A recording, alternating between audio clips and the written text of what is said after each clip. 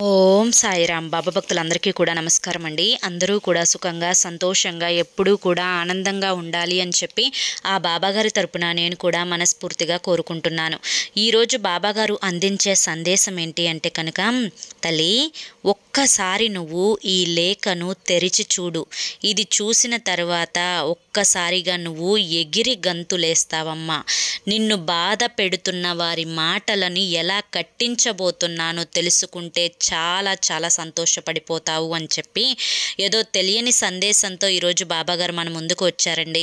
మరి ఆ సందేశం ఏంటో మీరు పూర్తిగా తెలుసుకోవాలి అనుకుంటే వీడియోని ఎక్కడా కూడా స్కిప్ చేయకుండా చివరి వరకు చూస్తేనే మీకు పూర్తిగా అర్థమవుతుంది.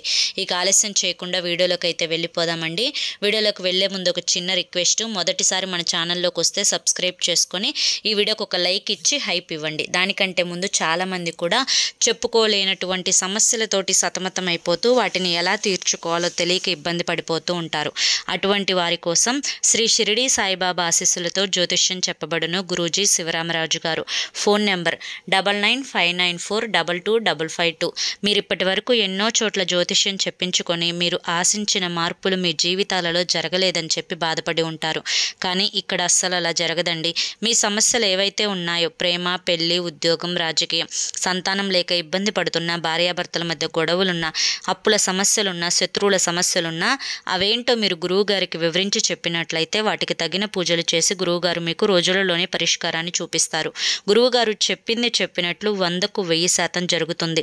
నమ్మకంతో స్క్రీన్ మీద కనిపిస్తున్న నెంబర్కి కాంటాక్ట్ అవ్వండి. అంతేకాకుండా స్త్రీ మరియు పురుషుల మధ్య వశీకరణ, భార్యాభర్తల మధ్య వశీకరణ కూడా 100% జరపబడును. మాకున్నటువంటి ఎన్నో రకాలైన సమస్యలు కూడా గురువుగారి దయ వల్ల తీరాయి. మీరు కూడా వెంటనే కాంటాక్ట్ అవ్వండి.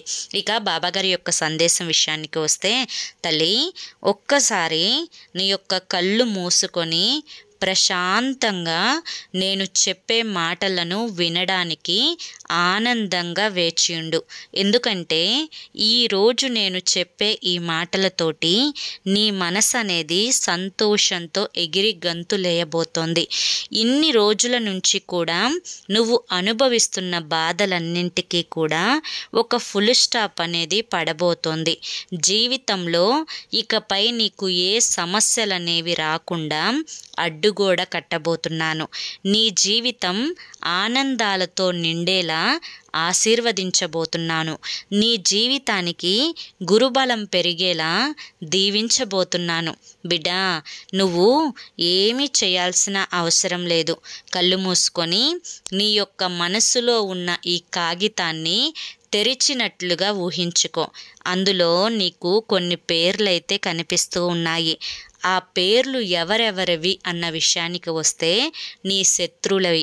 నీ శత్రువులు ఇంతకాలం నిన్ను ఎంతో మౌనంగా, ఎంతో బాధ పెడుతూ, 4వ కంటికి తెలియకుండా ఆ యొక్క 4 గోడల మధ్యే ఏ విధంగా నిన్ను ఆడుకోవాలో ఆ విధంగా ఆడుకొని వాడుకొని నలుగురిలోకి వెళ్ళినప్పుడు వారి యొక్క గౌరవ మర్యాదలను కాపాడుకోవడం కోసం మళ్ళీ నవ్వుతూ నటించి నిన్ను నట్టేట ముంచాలి అని చెప్పి చూసిన ఆ యొక్క శత్రువుల ఆటలు ఎలా కట్టించబోతున్నాను అంటే, ఈ మాట విన్న తర్వాత ఆనందంతో నీ కళ్ళల్లో నీరు వస్తుంది. వీటినే ఆనంద బాష్పాలు అంటారు. అంటే నీ కళ్ళు చెమ్మగిలుతాయి. ఎందుకంటే ఒక మనిషి ఎప్పుడైనా కానీ పుట్టింటి నుంచి అత్తింటికి వచ్చినప్పుడు నలుగురిలో తన విలువ కాపాడే అత్తింటి వైపు వారు ఉండాలి. తనని ప్రేమగా చూసుకోవాలి. కనీసం తల్లంత ప్రేమ చూపించకపోయినా సాటి మనిషిగా మానవత్వాన్నైనా చూపించగలగాలి. ప్రేమతో దగ్గరికి తీసుకోకపోయినా, ఆప్యాయతతో మాట్లాడకపోయినా, కడుపులో ఎటువంటి ద్వేషం, అసూయ, ఈర్ష్య అనేవి లేకుండా ఒక మాట మాట్లాడితే చాలు. నగలు, నట్రాలు, ఆస్తులు, అంతస్తులు ఏమీ ఇవ్వకపోయినా నలుగురిలో పరువు అనే గోడని బలంగా కట్టగలిగితే చాలు అని చెప్పి ఆడపిల్ల పుట్టింటి నుంచి మెట్టింటికి వెళ్ళినప్పుడు మెట్టింటి నుంచి ఇవన్నీ కూడా ఆస్తులుగా, ఆభరణాలుగా తన నుంచి కావాలి అని చెప్పి, అంటే మెట్టింటి నుంచి కావాలి అని చెప్పి చిన్న చిన్న ఆశలు, చిన్న చిన్న కోరికలు అనేవి కోరుకుంటూ ఉంటుంది. కానీ ఎప్పుడైతే ఈ ఆడపిల్ల తన యొక్క పుట్టింటి నుంచి మెట్టింటికి వచ్చినప్పుడు ఇక్కడ అత్తగారు అనే ఒక మెయిన్ క్యారెక్టర్ ఎవరైతే ఉన్నారో, తోడుకోడలు అనే మెయిన్ క్యారెక్టర్ ఎవరైతే ఉన్నారో, వాళ్ళ ఫ్యామిలీ ఎవరైతే ఉన్నారో వీరిని చూడలేనితనం అనేది ఒకటి మొదలవుతుంది. మొదటిగా కుటుంబ శత్రువుల గురించి మాట్లాడుకుందాం, తరువాత బంధుమిత్రుల శత్రువుల గురించి మాట్లాడుకుందాం, తరువాత బయట శత్రువుల గురించి మాట్లాడుకుందాం తల్లి. అయితే నీ జీవితంలో వీరి యొక్క పాత్ర అనేది చాలా చాలా గొప్ప పాత్ర. ఎందుకు ఇంత గొప్ప పాత్ర అని చెప్పి చెప్తున్నాను అంటే కనుక, నిజానికి వీరు నిన్ను చాలా దారుణంగా కొట్టకుండా కొట్టినంత పని చేశారు, తిట్టకుండా తిట్లు తిట్టినంత పని చేశారు. నిజానికి వీరి యొక్క తెలివికి అప్పుడప్పుడు నీకు కూడా హ్యాట్స్ ఆఫ్ చెప్పాలి అని చెప్పి అనిపిస్తూ ఉండేది. ఎందుకు అంటే ఇక్కడ కర్ర విరగకుండా, పాము చావకుండా ఒక రకంగా మధ్యలో అట్లా మనిషిని కట్టుదిట్టంలో ఉంచుకోవడం అంటే అది చాలా చాలా అతి తెలివి వాళ్ళకే సాధ్యమవుతుంది. ఆ యొక్క అతి తెలివి గల వారిలో వీరు మొదటి స్థానంలో ఉంటారు. నిజానికి ఒక రకంగా చెప్పుకోవాలి అంటే మహా మేధావులు, పెద్ద పెద్ద పాత్రలు పోషించేవారు కూడా వీరి నటన ముందు తలదించుకోవాల్సిందే.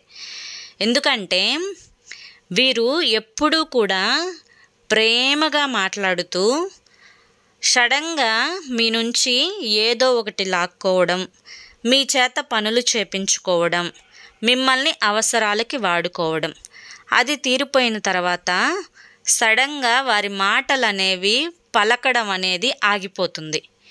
మళ్ళీ ఎప్పుడైతే అవసరం వస్తుందో అప్పుడు మళ్ళీ మీ దగ్గరికి రావడం, ప్రేమగా మాట్లాడడం, మళ్ళీ ఆ అవసరం తీర్చుకోవడం, అది తీరిపోయిన తర్వాత పక్కకు వెళ్ళిపోవడం.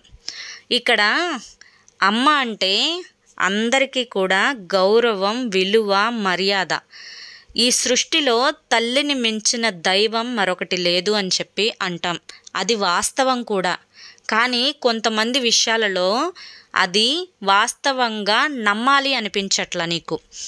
ఎందుకంటే ఒక కడుపున పుట్టిన బిడ్డలని ఒక తల్లి తమ యొక్క పేగు తెంచుకొని, తమ రక్తాన్ని ముద్దగా చేసి, తమ ఆయువుని సైతం బిగపట్టుకొని, తన ప్రాణాన్ని సైతం లెక్క చేయకుండా తను ఆ యొక్క కాన్పునైతే ఇచ్చి బిడ్డకి జన్మనిస్తుంది.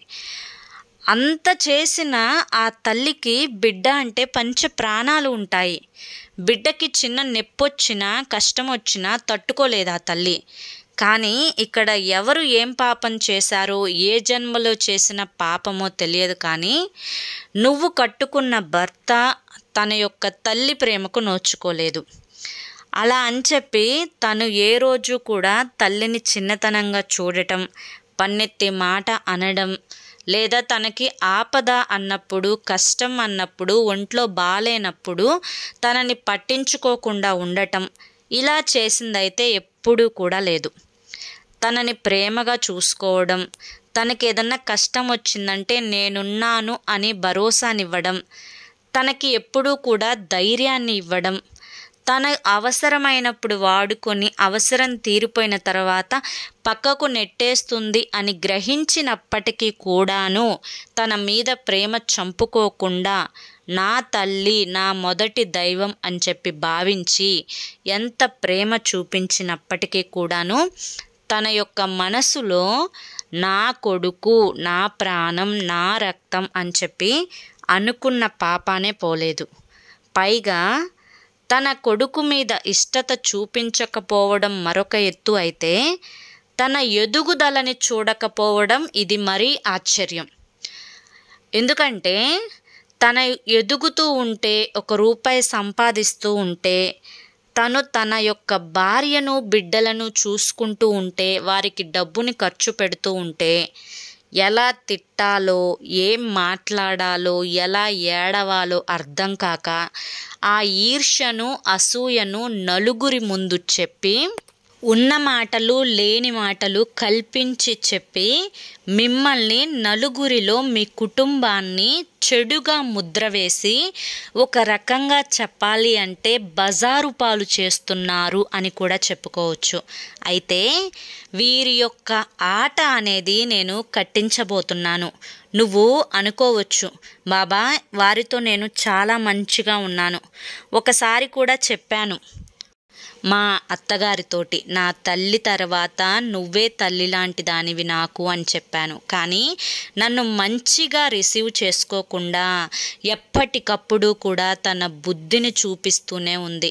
నా అమాయకత్వంతో, నాకు వయసు లేని తత్వంతో నేను అమాయకురాలిగా నన్ను మార్చుకొని వారికి అనుకూలంగా నా చేత పనులు చేపించుకొని నా భర్తని కూడా అమాయకుణ్ణి చేసి వారి మీద ప్రేమ ఉంది అని కనిపెట్టి ఆ ప్రేమను వారు పాములాగా వాడుకునే ప్రయత్నం చేశారే తప్ప ఏ రోజు కూడా మా మీద కానీ, మా కుటుంబం మీద కానీ, అభం శుభం తెలియని నా బిడ్డల మీద కానీ వారు ప్రేమ చూపించిందే లేదు.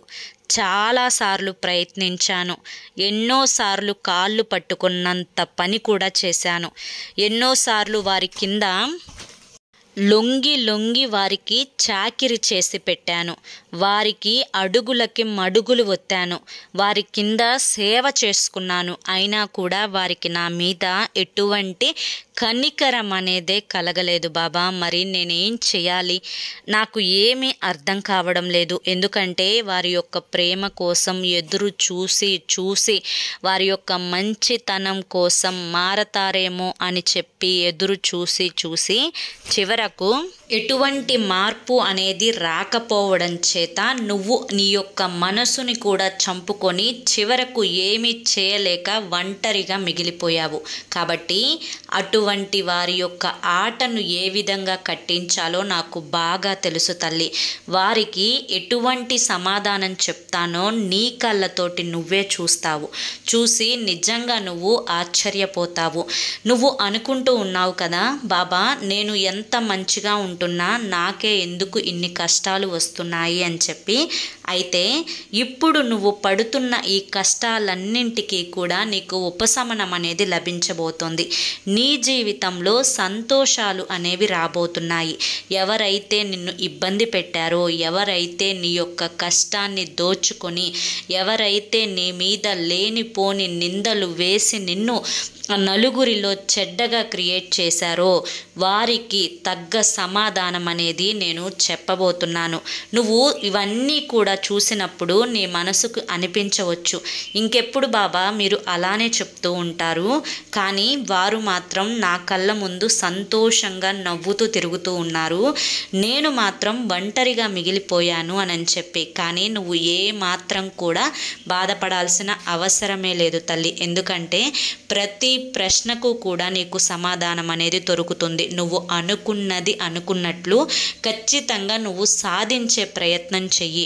నువ్వు ఎవరు ఏమంటున్నారు, ఏమనుకుంటున్నారు, నీ గురించి ఏం మాట్లాడుకుంటున్నారు, ఇటువంటి విషయాల మీద ధ్యాస పెట్టకుండా నువ్వు చేసే పని మీద మాత్రమే నువ్వు ధ్యాస పెట్టుకొని ఆ పనిలో విజయం ఎలా సాధించాలి అని చెప్పి దాని గురించి ఆలోచించే ప్రయత్నం చెయ్యి. నీ కుటుంబం మీద నువ్వు ధ్యాస పెట్టే ప్రయత్నం చెయ్యి.